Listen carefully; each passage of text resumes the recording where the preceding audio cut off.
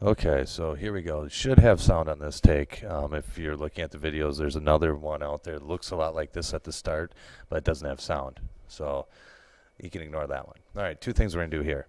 A way to look at trig functions to use a way to use a trig function to measure the height of an object. Then also look at, ways to make how to make a little tool from class that we can use to measure an angle of elevation. So we're going to be doing that. So to start with here, we got a pretty typical word problem, and this is going to demonstrate what we're actually going to do on Monday. So here it is. We have a person that's 25 feet away from a tree, looking at the top of the tree at a 50-degree angle of elevation. So angle of elevation is kind of a new term maybe for us. So let's just get a picture here. We have person. So you can, draw the person you want.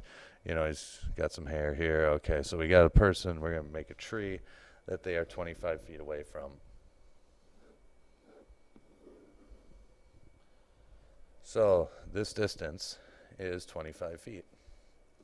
So we're talking about the middle of the tree. Now, angle of elevation is the angle you look up from level at something. So he's looking up at the top of the tree at a measure of 50 degrees. Now, this isn't necessarily to scale, but it's from level ground.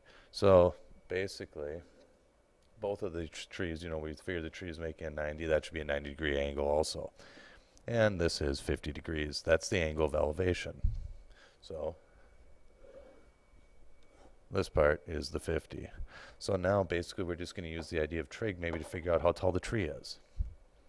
So if we call this side x, you can think back to your SOHCAHTOA, the trig functions. What you basically have here is, looking at SOHCAHTOA, we realize we've got the opposite, and this is the adjacent side to the 25, to the 50 degrees. So what we have is we're going to use TOA. The tangent of theta is the opposite over the adjacent, so x over 50. And so now all we have to do is, take our calculator, solve this. If you want to put, tangent of theta, in this case the theta is the 50 degrees. I screwed up. Taking that back here. All right. The tangent of the angle, 50 degrees, is the opposite side, x, over the adjacent length, which is 25. So I've got that. All right, so now we're just going to put this over 1, do our cross multiplying idea, or multiply both sides by 25. So you have the tangent of 50 degrees times 25. And if we take that number times 25, that will equal x. So take out the calculator, and that's what I've done right here. Make sure if you're using one of these, you close the parentheses, or you hit, on your certain calculator, you want to make sure you know how to do this. You either hit tangent 50, enter, then times 25, or some, you have to close the parentheses. So you should get 29.8. So that's our answer for x. Now what we actually just figured out there was just that height right here from parallel to the ground up. So that's this distance. So, but we actually have to account for is this additional height. How far off the ground is the person's eyes? So, in this case, let's just make it easy. We'll say it's 6 feet.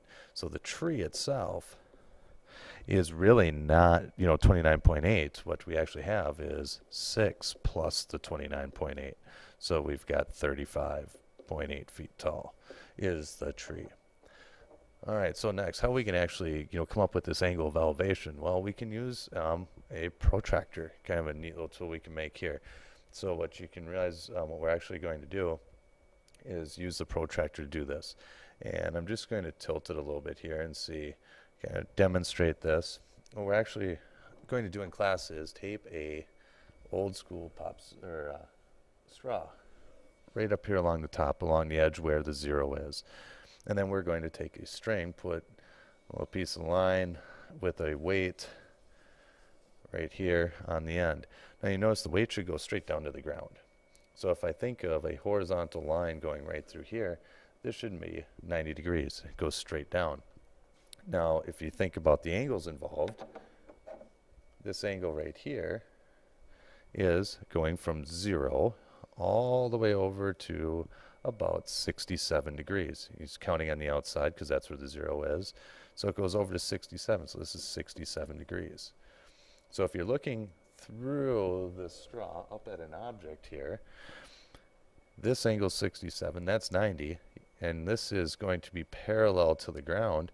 You realize, hey, if you use the idea of 180 degrees in the triangle, this is 23 degrees, gives you an angle, that's your angle of elevation, is 23 degrees, just like we had talked about. So that's one way to get it. Now, if you look at another one, this one, it's just kind of the same thing. If you look at it, if you were to draw this out, we could actually maybe, turn this one a little bit more and put that right at the beginning, right? Move this right to the center here. Well, when we look at this then, what we've actually created in this case is our angle up here goes from 0 to about 40. Oh, if you think about that, that's about what, 48 degrees. So our angle of elevation is right in this spot. 90 minus 48 is going to be 42 degrees. So that's our angle of elevation in this case. So we're going to be using, making that tool and kind of using that. So things that you hopefully have done, write down, some of the ideas on here, a quick sketch of some of these protractors, or some description so you know how to do it. Also that first problem, so you can actually do the calculation on Monday when we go to the when we go out and physically do these measurements.